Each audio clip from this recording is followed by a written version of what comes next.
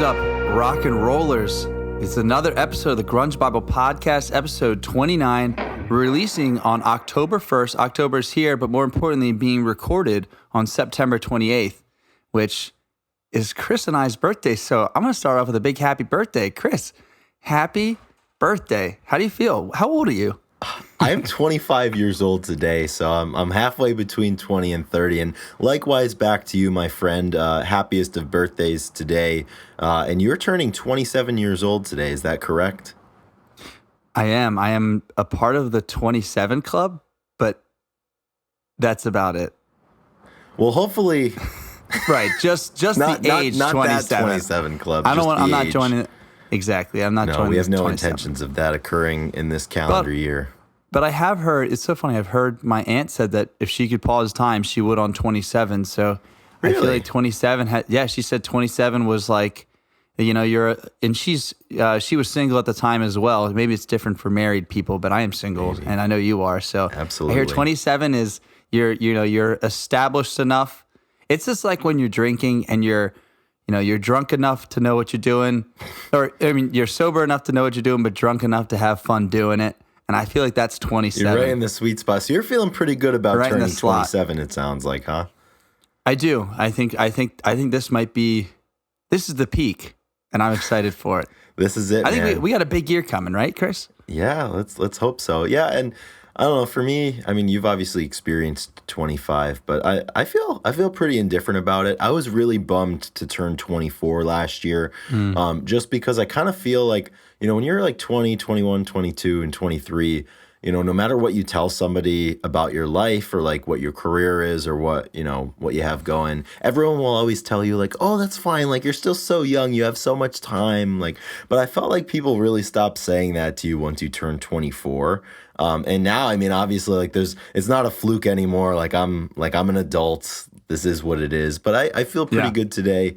I feel a lot better just about myself and where I'm at in life, now as opposed to how I felt last year. So when you think about it, man, that's kind of what it's all about. So, we're moving forward one day at a time. Yeah, absolutely. And I just said it to you, but there's nothing like our birthdays, they say they don't mean anything or they stop feeling good at a certain age or whatever. But we have the same birthday, and I think that's going to hold true for the rest of our lives, that it's a special day because we get to like share it. Like it's really cool. Like we can text each other and like, I don't know. It's really cool. It's actually really special. I was thinking about it's really this morning fun. with my I'm coffee. definitely I'm happy for it. And I don't know. Like I don't love birthdays. Well, I don't love my own birthday. I enjoy the birthdays of others, but it is nice, periodically just to have people tell you that you matter to them and that they're important. And I think you and I do a really good job of doing that and saying that to people that are important to us. And for the most part, I think all of our friends are very good about that. So it's just kind of nice, on your birthday, you get people maybe giving you a call or texting you and telling you to have a nice day. So that's great. Life is happy, life is fun. Yeah. And that's exactly what this podcast is going to be, happy and fun. We're going to keep it pretty light. We actually both are on tour ourselves, seeing shows. I like the way you put that. So we've seen a few concerts in the past, and I think we're just going to talk about those because this is a music commentary podcast, and that's exactly what we're going to do. We're going to commentate on some music, and then we'll get to we'll get down to the nitty gritty of just who's the best rock band. We are going to touch on that. Yeah, who the best it's been bands, long enough, so we might as well roll away the stone. We're going to deliberate, and we're going to give you a definitive answer on who's the best singer. Yeah, the unfiltered version. But before we get into that, as usual, episode 29 of the Grunge Bible Podcast is sponsored by our top-level patrons, and those individuals are Marianne, Victor Schaefer, Shannon Gorgone, Sonny Mashburn, Alexis Shannon, Sue, Jade Mercado, Release, Kayla Jean, and Laura Nyreen. And it goes without saying, we are very thankful for those 10 individuals. But man, this is just the tip of the iceberg for the Patreon. Like, we've had a lot of people start to join the club and support us, and it means the world. So if you're listening to this podcast, I mean, chances are if you're listening to us now, you've listened to probably the other 28 episodes. So, if we've given you a couple bucks a month worth of excitement and enjoyment, head over to that Patreon link, man. I mean, there's a lot of people heading over there showing some support, and we're really appreciative for that, and it'll just continue to allow us to make this podcast. I think as it stands right now, we're going to get to 52 episodes for a year and just kind of reevaluate, see how it's going. So if you want this to keep going, you know what to do. Head over to that Patreon and show some also, support. dude, the merch has been selling really great too. Yeah, and believe it or not, October, and we don't even. man. I know. The fall is here. We have some great crew neck sweaters. I was going to say the sweatshirts, crew necks, but you we got the don't winter have hats, hoodies you got yet. some nice warm socks, you got the t-shirts. I'm thinking we might have to drop a long sleeve t-shirt for the fall. Oh yeah, I think that's going to be necessary. But yeah, one of the best things people are finding their way over there. So yeah, and we'll great. get DMs all the time of people. They'll take like a selfie with their Grunge Bible sweatshirt or whatever. Or they'll send the picture of the package, and we love that shit, man. We're super pumped about that. So yeah, if you want to rep Grunge Bible and join the legion of individuals across the world who are representing us in the podcast, go right ahead. Head over to grungebible.com to find all of the links to the merch and the links to the Patreon page. Yeah. And if you're tired of your girlfriend stealing your hoodie, just get her own. Get her own Grunge Bible one. I mean, man.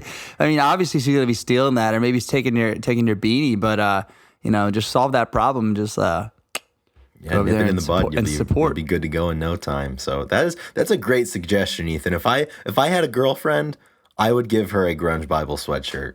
So yeah, we're very thankful for all your support. Actually, overwhelmed with it, and hopefully we continue that. Okay, so now it is October 1st. You, Chris, had a really packed 2 weeks. You've been on tour yourself in the Northeast United States, seeing shows all over. What's the body count out? How many shows have we seen? Well, not counting the openers, in the last like 10 days or 10 or 11 days, I've gone to 4 shows. It's a pretty a pretty hellish calendar, and for all of these shows for me have been, they've been an hour away. So it's like you drive up, you go to the show, you park, you go in, you linger, you pay $7 for a really cold Pabst that might not be that cold by the time you get it. You see the show, but yeah, man, I have loved it. So back in, I suppose probably maybe April of this year, all of the artists announced their plans to tour for this summer and this fall, and I got really excited when all these shows came out. So same here. I just immediately bought tickets. I was like, "Fuck it, we're buying tickets. We're going to concerts." Yeah. Oh, the dates are close. It's not going to be a problem. Yeah, dates be damned. It didn't matter. I was like, I don't care. Like, I'll go up to Boston, back to back nights if I have to. Like, I got to see these people because it had been so long. So the nice part, I already paid for all of these shows, which was sweet. So I had the tickets. They felt free for me, which is what you have to do. I know we've spoken about it. So to give you a lowdown of the lineup, and I think I referenced it, there were some question marks earlier, I think last week when I referenced it, or 2 weeks ago. But I saw the Black Crowes and a band named Dirty Honey open for them. And then I saw Julian Baker a few nights later, and she had a band named Mini Trees, and then another one whose name is escaping me open for her. And then the following week I went and I saw Soccer Mommy, and they were absolutely fantastic. And then to close it off with potentially the crown jewel of the entire concert series for me of 2021, I was able to see the Queen Phoebe Bridgers live, and that was a couple of nights ago. Yes, bow down. We believe in Phoebe supremacy around these parts, and she was better than advertised. That's awesome. Yeah, that's a really nice slate you just had. I just started, as you know, most tours, I guess, start on one of the coasts. You're getting a lot of this stuff before they make it to Alabama. So I'm just starting. I actually was supposed to start. I'm sorry. On Friday, I went and saw the Front Bottoms in Nashville, and I was supposed to see Dinosaur Jr. last night, but it got postponed. And then tonight I'm seeing Bleachers with a friend who really wants to see them. I mean, they're pretty good, but we'll see what they got. Yeah. And then I see Phoebe. I finished with Phoebe on Sunday, so I'm going to be in the same boat. I'll be in 4 shows in 8 days or something, 9 days. That's Friday to great. Sunday. So, do you know what type of venues are we talking about for these shows? Are they big ones, small ones? Do they have, is it general admission small. or all general admission that I know of. So the first one, Front Bottoms, was really cool new spot in Nashville called the Brooklyn Bowl, and it's actually a bowling alley, Chris. So the stage is set. It's like a stage, general admission, and then there's like a balcony, and then right off there's people bowling. So you can go right into league play to determine who gets into the next round robin.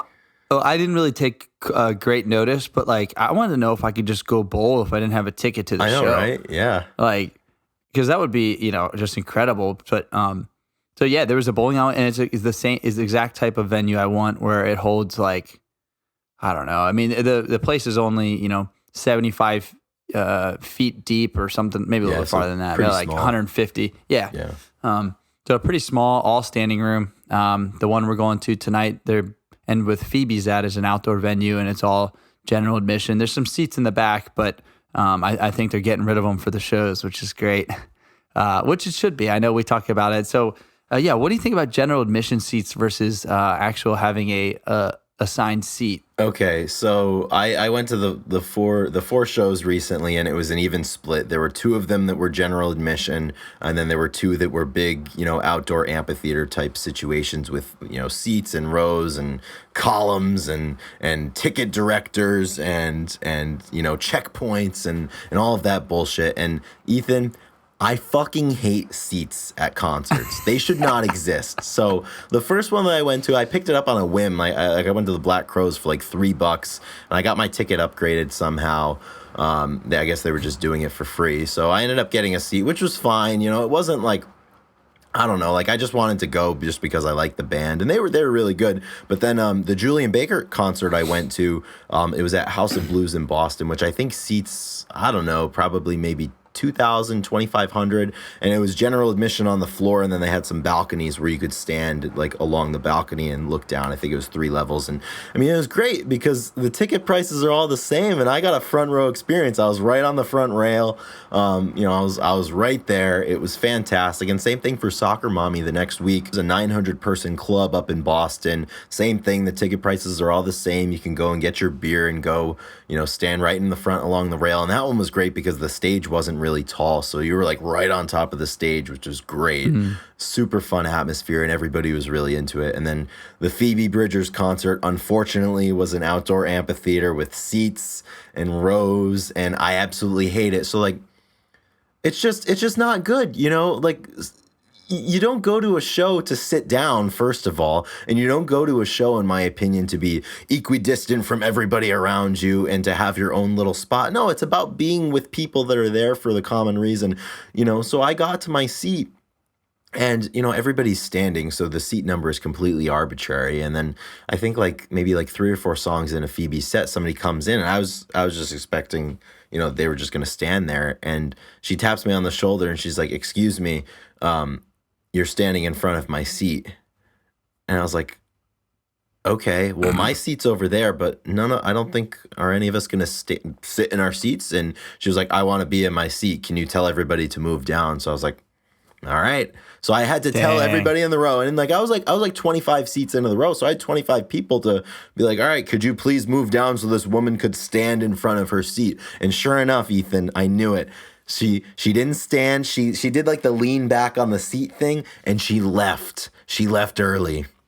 Now I'm not even talking about like after like the main set and before the encore. She left early. She left halfway through. She left like 2/3 of the way through after showing up late. It was despicable. It made me sick. That's Bush League. Yeah, it's for Phoebe Bridgers, man. Come on. That's intolerable. You can't be doing that. So in my opinion, man, you take every single concert venue in the world and just rip those seats up and throw them out. I don't want to see another one again. I hate him. It just ruins the experience. It doesn't ruin the experience, but it certainly detracts from it, in my opinion. It definitely mentally it like gets in the way, because I'm like, when I'm bumping around, like I don't want to fall forward. I don't want to. There's like, I have a limited amount of space that I'm allowed to move.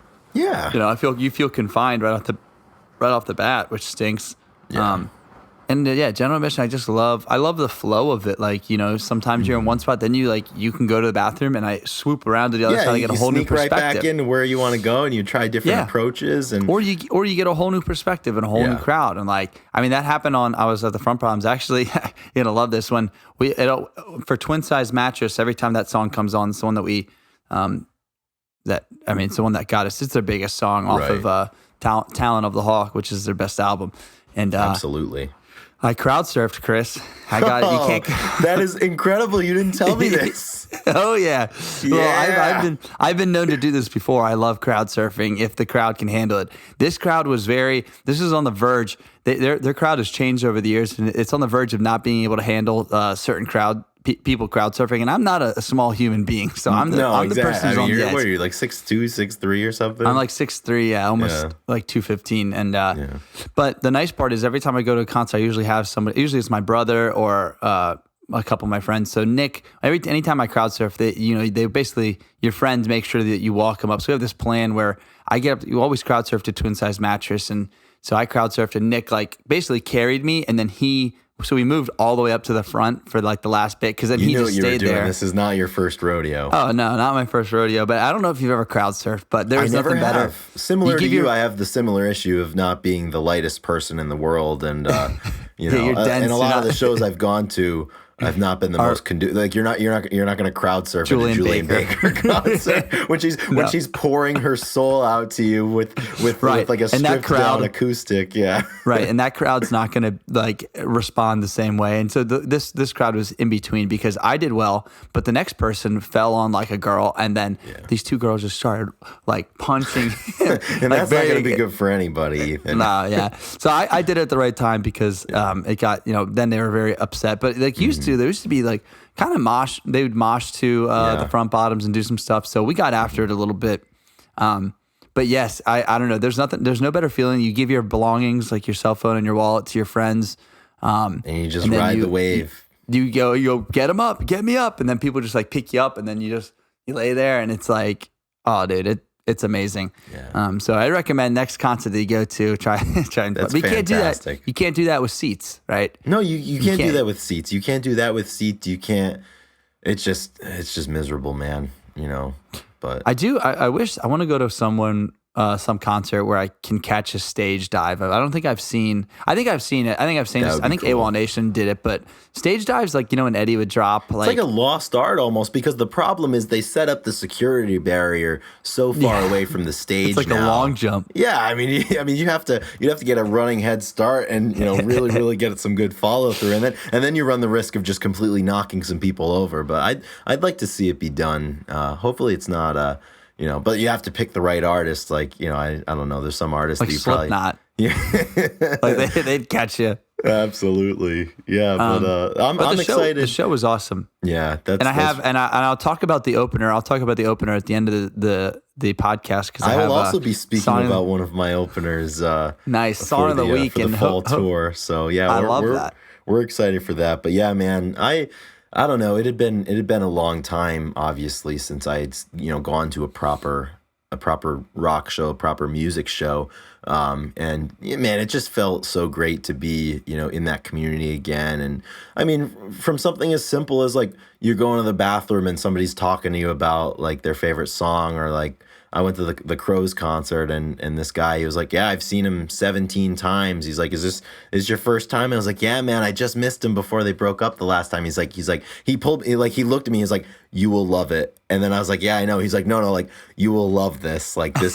And so it's just like the passion that people have about music, and when it all comes together. And honestly, so we've gone to Pearl Jam shows together, and those turn into sing-alongs.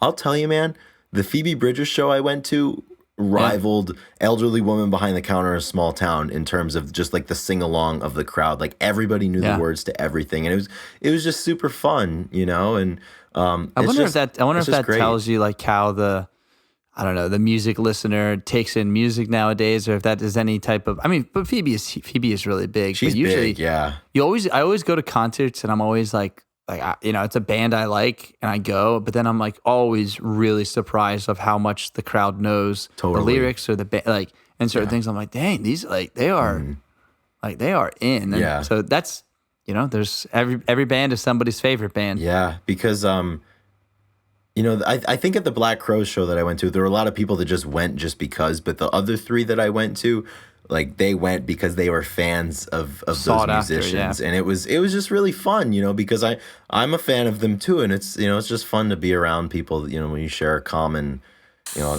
passion or a common interest, and at the end of the day, it's fun, and definitely.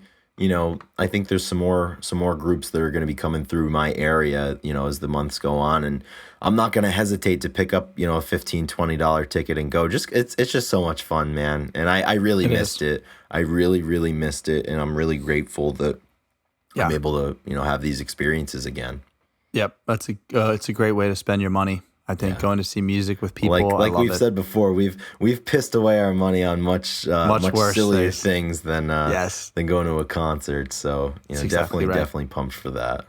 And actually, this one so I was with my buddy Nick, and this band, the Front Bottoms means a lot to us, and we actually we got a tattoo to commemorate him and I's friendship and also the love for the band. I mean, the band brought us closer together, and so.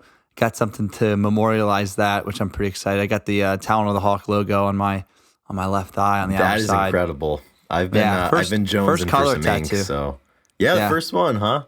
First color, yeah. It was pretty cool. It was quick too, and it's great tattoo shop in Nashville, Sweet. Adventureland or Adventure Time or something like that, and they were solid. Little plug. Yeah, I saw it. It looks great. Looks like it was some quality workmanship. Yeah. So, what more could you ask for? Yeah, it was a really good weekend to start it all off, and now we're back in the swing of things. And concert tonight. It's gonna be a little more low key. I don't know the lyrics, so I'm just gonna be sitting back and observing in a way, which is also awesome. Yeah, exactly.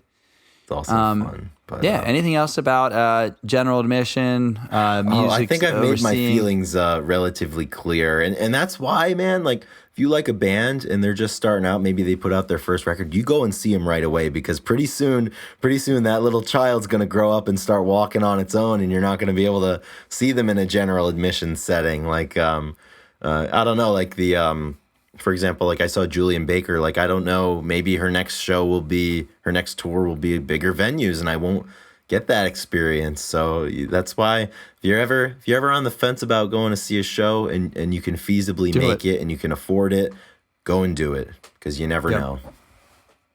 Yeah, I totally agree. Pick up that extra shift and call it a day. Absolutely. You'll that memory will stick with you forever. So that's what it's all about at the end of the day. Do you know what else it's all about, Ethan? What's that, Chris? It's about finally determining who the greatest musicians are from the 1990s. And I think today we do it. Today we get down, we talk, we have the hard talk that people want to know. Yeah. Cornell, Vedder, Cobain, Weiland. Staley, Cantrell, Weiland. Staley. Yeah. Claypool. Who had Claypool, Corgan, all these men. Who has the best voice? Who fronted the best rock band of the 90s? Who had the best voice, Chris? Well, do we do a descending order, or do you want to just go ahead and drop the best one? I think because we're in fundamental agreement, and so this is something, and this is a special perk of being a podcast listener, because our official stance is that we don't compare and we don't rank, because I think it's bad for the genre. But obviously, we've never done this. Yeah, obviously we all have our personal opinions and personal feelings about this, and I know, Ethan, you and I have been on the same page about this for a long time, and we've neglected or decided against expressing it publicly before, for slander and other reasons. Yeah, that we didn't want to really approach. We figure we're 29 episodes in, we've built some mutual trust, between ourselves and you all, the listeners. So I think it's about time. I think we can finally speak freely on it. I feel comfortable enough that we can determine who it is. So I have a proposition, just to see if we're on the same page. I think on the count of 3, we just say this individual's last name, and we see if we say the same person. Because I don't know, your thoughts may have changed. It's one of 2, but I know that it has to be this guy. Yeah, it has to be. So do you want to count? You want to count us in? Yeah, I'm gonna go 3, 2, 1.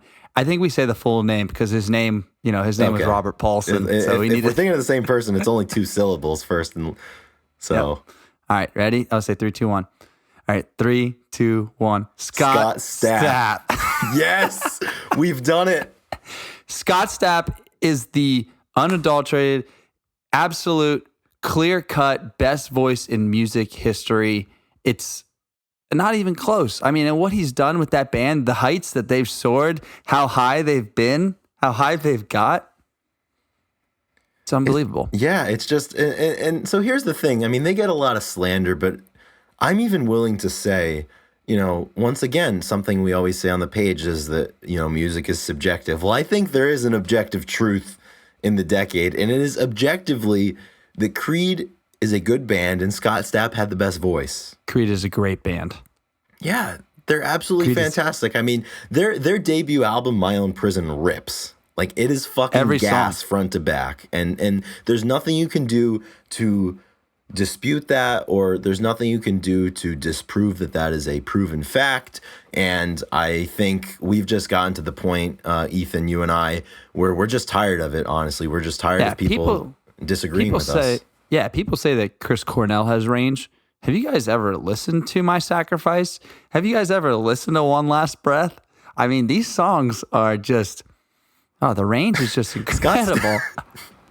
Scott Stapp. He mops the floor with these guys. He makes them look like children. I mean, have you seen his entrance into the halftime show of the Dallas Cowboys? Oh, my goodness. Talk about, I mean, you could put together the prowess of Veteran Pink Pop and all of the Unplugs together, and it wouldn't hold a candle to this halftime show, which I know we've spoken about before. But, I mean, there's a reason. I mean, it's probably one of the most storied rock performances of all time. It's up there with Hendrix at Monterey, in my opinion. It's better. It's better than that. It's better than Joplin at Woodstock. Freddie Mercury at Live Aid. Yeah, I mean, screw those guys. It doesn't matter. It's just not, U2. I mean, U2 at Live Aid. It doesn't. They don't even hold a candle to this. And I knew, and obviously I had known once I saw that, I knew for sure. But I mean, I knew that he had the best voice because if you ask me what my favorite Creed song is, I'd say it's a tie between all of them. Yeah, correct. They're just all, I'm listening to him right now. I have earbuds underneath these, so I'm listening to him right now. How many hours a day do you think you listen to Creed? 25. 8 days a week, 25 hours a day. Yes. What I do is I have a headphone here playing a song and a headphone here playing a song. So I'm doubling up I'm doubling up. It's just something like I don't know. I guess it would be akin to like your favorite snack or something. You pick up that bag of chips. Once you start eating it, you can't put it down. Once you start listening, it's like Lay's, dude. Yeah, you can't just cherry pick a song, off of Human Clay. You got to listen to the whole thing. Yeah, you're roped into that right away. Yeah, you have to. And it's just I think I'm just sick and tired of people not understanding it. Yeah. Absolutely. And then, there is somebody close to it that is also extremely good, that has absolute certified bangers throughout his whole category. And that's Chad Kroeger with Nickelback. Yes. Chadwick L. Kroeger of Nickelback. The Canadian stallion. I mean, you guys say you don't like Nickelback, and then let me riddle off a few songs, and you'll know every single word to all of them. I mean, yeah. Well, just case in point, just yesterday I was at the gym. I was a little tired, and I'm going in there, and I had a pretty tough workout, and I just knew. I knew that there was one place I had to turn, and it was to Nickelback to fire me up. So I was warming up to squat. I had a pretty heavy squat day, so I put on "Saving Me" from All the Right Reasons, and it was like a switch flipped, and I was completely ready to go.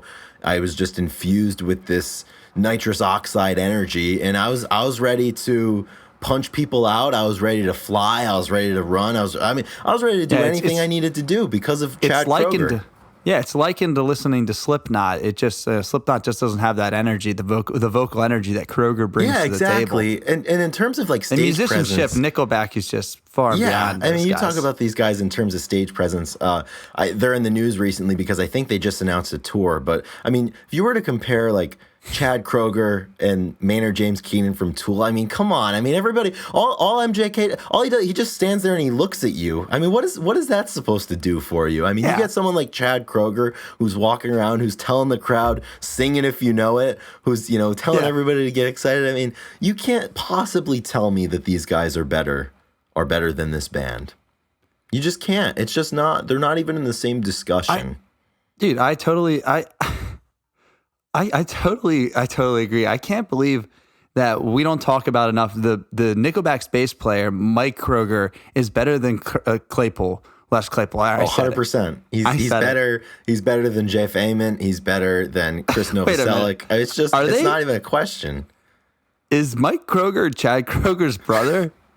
I think he might be. I feel like the surname Kroger is too esoteric, in my opinion, to potentially be. They've got to be brothers. They've got to be brothers. I cannot make this up. So dude. It only makes sense that two of the greatest musicians. That right there. I mean, name a better set of brothers. The DeLeo brothers? No. I mean, yeah, Mike and Chad Kroger. Who? DeLeo, the Screaming Trees brothers, the brothers Meat. These guys don't hold candles. I don't even know who those other guys are. You know, I mean, if you had to pick, I don't know their catalog. I don't know their catalog like in Nickelback's and catalog. Certainly, people don't care about them these days. I mean, there's a reason. There's a reason why people want us to talk about these bands, and there's a reason why I listen to them all the time. I mean, if you look at my Spotify stats, there's a reason why Nickelback's in everybody's mouth. Creed, Nickelback, and then Puddle of Mud. Maybe a Puddle of Mud song in there. But I mean, it's just, I have two mistresses when it comes to music, and I give them equal time. I am in I'm in an open relationship with both of them, and we're all happy.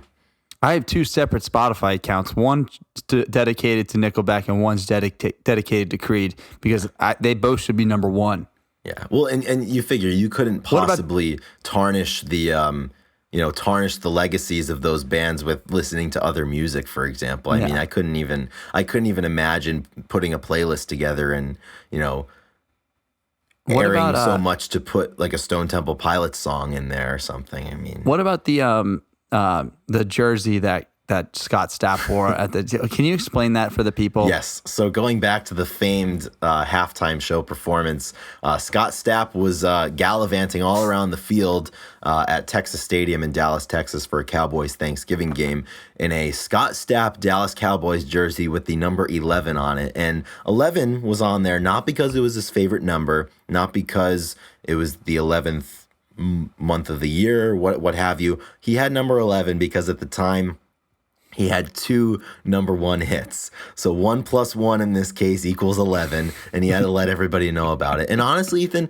who else has had 2 number 1 hits at the same time? I don't see Eddie Vedder walking around with a number 11 jersey. I don't see Mark Arm, as much as we like him. I mean, come on, he's never done something like that. He's a Chad Kroger lookalike. That's all Mark Arm is. Even these days, I mean, Billie Eilish, she doesn't have that title. Taylor Swift, Machine Gun Kelly, whoever the fuck he is, he doesn't. They don't have this. Even our girl Olivia Rodrigo, it's just not going to happen. Yeah, Machine Gun Kelly, another Chad Kroger lookalike. They're all trying to steal his look. They're all trying to steal his look. Kurt Cobain said in an interview once, he's like, "I just want to be like Chad. That's why I'm doing all of this." He said that. You can look it up. Chad Kroger in his stature. All right. Wow, we made it pretty long, Chris. How long did we just go? I mean, that was 10 minutes. We just did a good 7 minutes, and I hope you guys are still with us right now, because troopers, it is in fact October 1st, which is half April Fool's Day. So 6 months ago on this day was April Fool's. So April Fools. April Fools. Yeah, I was doing really well. I had one slip up earlier, and the reason why I just lost it now is I was going to say that Chad Kroger's pop culture impact has been so pervasive that even Guy Fieri has copied his hair. Dang. Which obviously is not true. I wish we could have got to that with a straight face. I almost lost it. Close, I have no idea if Chad Kroger's brother is actually the bassist, but Mike Kroger did come up when I looked up Nickelback. Yeah, and there's got to be there's no way that Chad Kroger's name is actually Chadwick L. Kroger, but it may as well should be. Nevertheless, but honestly, Ethan, if we could quickly, I guess, dissect, why do people hate these bands so much, and what is it about post-grunge? Is it just like an identity politics type thing where people are like, I'm a grunge fan, so all of this automatically has to suck? Because I don't know. Probably, short answer, gatekeeping. Yeah. Right? That's what it is. Yeah. Gatekeeping and gaslighting, man. Number one. The two bullets in my chamber. It is so funny. But yeah, I don't know. I think that, Yeah, people. I mean, I think it's when you have good times and you don't want to let them go. You kind of push off what's next, and you do whatever you can to like slander them. So I think people were just loving the music of that time, and then when it was time to move on, and when those bands were moving on to the next stuff, and the people that they influenced started making stuff their own and trying to be individual. I think people don't like that. I mean, it's common now. Like, I mean, there's bands and stuff, and I compare it to. I compare it to the even stuff on the that page I like when we'll post something with. that's not grunge, or we'll post something that's, you know, maybe a little different, or God forbid we post, you know, Miley Cyrus or something. And, you know, I don't know, people are just so repulsed by something new. They're just, you know, and I think I love going to, this kind of ties back into what we were talking about at the beginning. I love going to shows for, you know, new artists that are, you know, just starting their careers, because I mean, everybody probably says this, but I refuse to become like the grumpy people who comment on the page, you know, oh, this sucks or something, or this isn't grunge, because it's grunge is not coming back. It's not. Yep, time and place, and that time and place is gone. That's why you got to see the bands when you want to see them. As soon as they become available, see your bands, because that time and place is going to be hard to replicate. Yeah, it only exists in that moment, and then it's altered, and then it changes, and you know. And it goes without saying with this conversation, you know, we can have a little bit of fun sometimes, but you know, whatever you listen to, even if, you know, whatever it is, if you enjoy it, you know, nobody can tell you that it's not good. Nobody can tell you that it doesn't have merit. So I have playlists that are filled with Creed. You know, I have playlists that Nickelback is on. And, you know, when it comes down to it, if you enjoy those things, listen to them. Fuck what anybody else has to say. You know, there's a reason why these people are popular. There's a reason why they've sold records, and there's a reason why they put songs out as a band, because there's value in them. You know, to somebody out there, it's valuable. So if that person's you, enjoy it. You know, and that's really what it's all about. Music's not much more complicated than that. You get together with people, you listen to stuff, and it makes you feel good. You know, that's all it is. So people just try to make it much more than it is. You know, just enjoy it. Well said. And yeah, so obviously we don't hate Creed or Nickelback or Puddle of Mud. They have their place. I like those bands. I enjoy listening to their music. Yeah.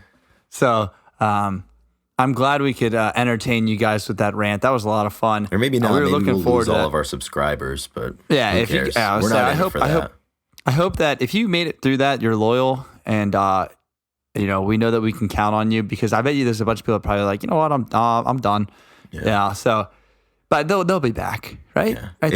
If you made it through it, I feel like you should make a Patreon that we can contribute to. I love the idea. I mean, half Christmas, you know, half birthdays. Yeah, half April Fool's is really where it's at. I know. I say you don't see that coming, dude. Jokes, you know, come out of nowhere. So that's the important one. But yeah, that was you know, that was nevertheless, fun. And it does tie back into what we were speaking about. And speaking of music, you know, unless you have any more, you know, candles to burn for the post-grunge revolution that is still going on at this present time, I think we can get into some song of the week. I know we spoke earlier that I think both of our songs are from some of the openers that we've been able to see live recently. So, Ethan, do you want to lead us off with your selection? I can. I was going to quick rant about Limp Bizkit, but I guess I'll save that for another episode. We'll have to do an episode on that. Maybe episode 30. You know, we'll do 30 minutes apiece on Limp Bizkit. I love that.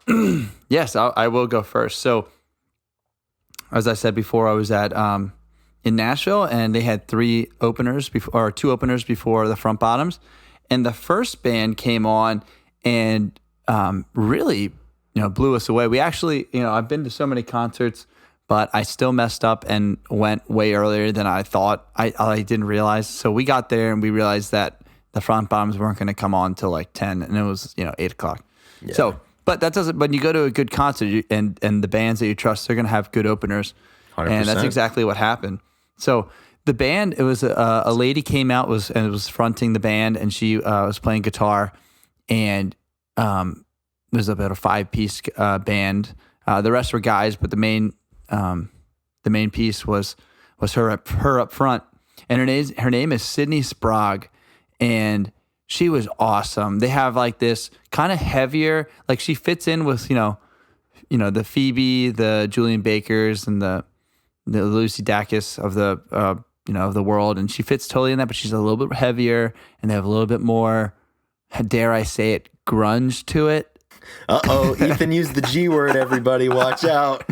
But she just did so good, and their songs are really quite great. They had a drummer that was awesome, and afterwards we went outside and we're waiting for the band, and we actually talked to the drummer and the guitarist, and they were telling us all about it, how they recorded, and how the drummer is actually a fill-in drummer, not the one that was on the studio album, but he's probably going to stay in the band because he's that good, and he made it that much better, which is pretty interesting. And because everybody wanted to tour, and they've only been around for 2 years. So the song that I want you guys to listen to is her top song. I think her whole first album, it just came out, is great.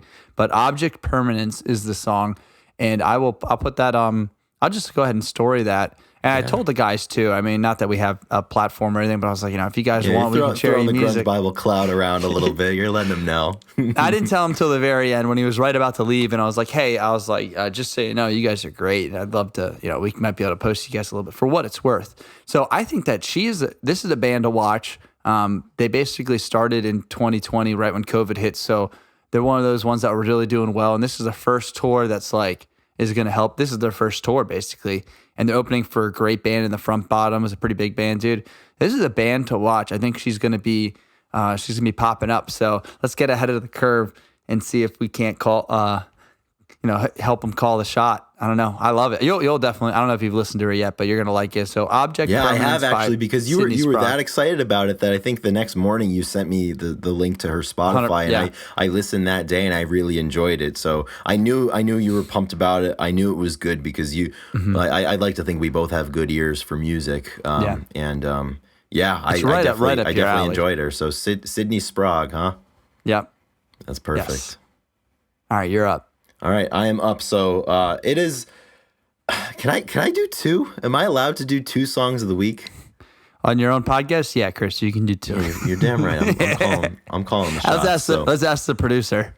Yeah. Yeah, you're good. Yep, we can do 2.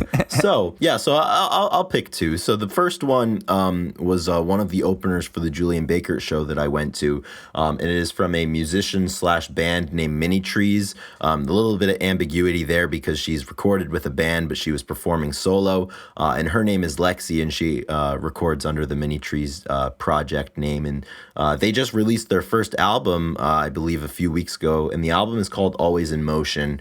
And the song that I enjoyed the most off of that album is called Cracks in the Pavement. So really, really talented artist, a good writer, kind of in that, indie alternative vein, but still some singer-songwriter elements to it, which is exactly the type of music that I've really enjoyed lately.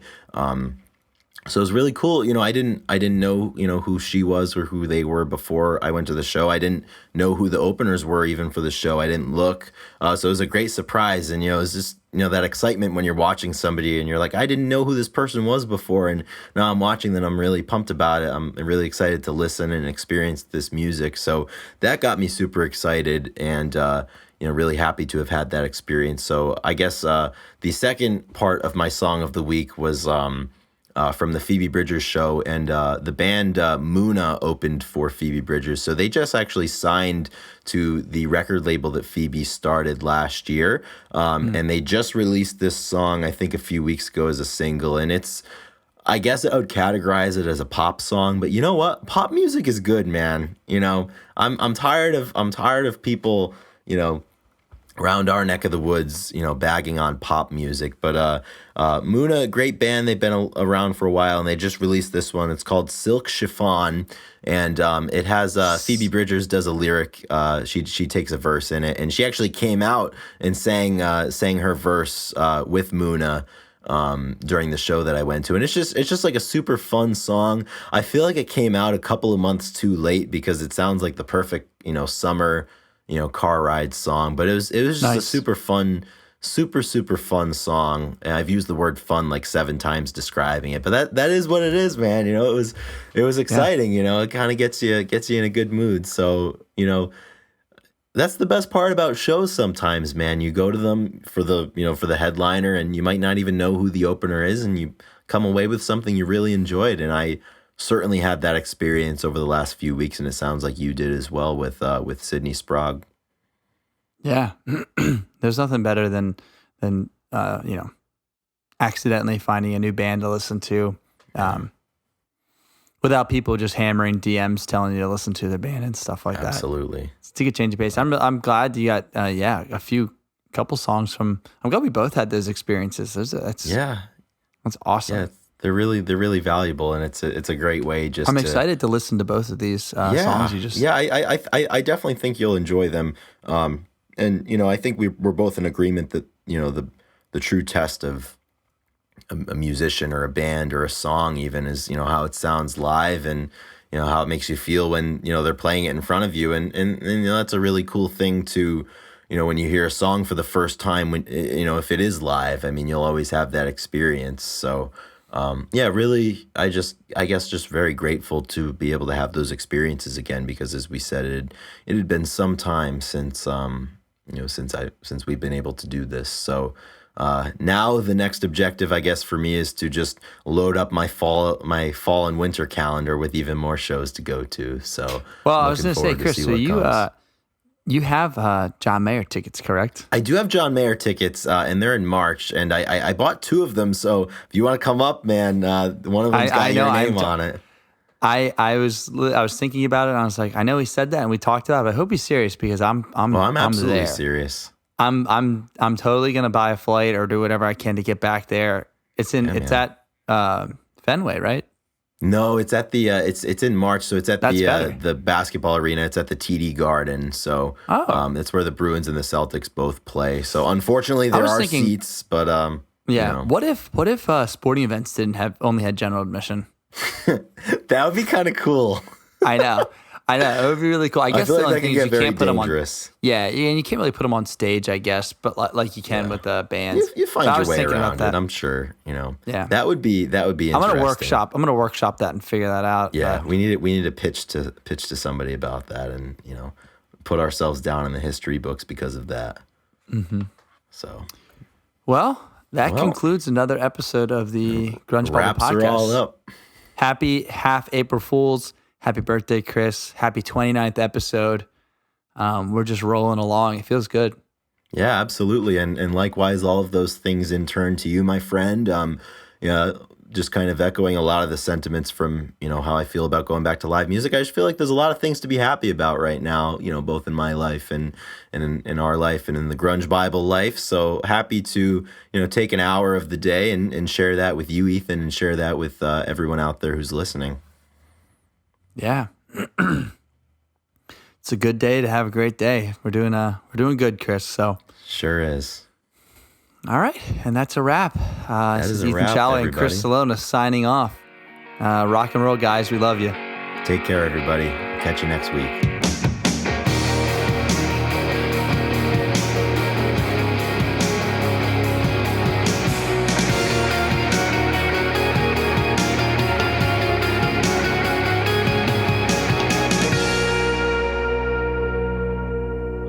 Album that just came out. It's called the album is called Always in Motion, but my favorite from that. Sorry. I am the dog who gets beat. Biscuit. I tell you what, he hates the UPS. I hate UPS too. So Fuck them. Biscuit, he's such a Fuck good boy. the United Parcel Service. All right. Sorry. Yeah, I might just start that over because I did not do a good job of explaining it. Or did it wasn't that bad, but I mean, it's up to you. Yeah, I'll just I'll start. It'd be easier to, train a thought if you want. Yeah, I'll just start. Yeah, because I don't remember. Okay, so.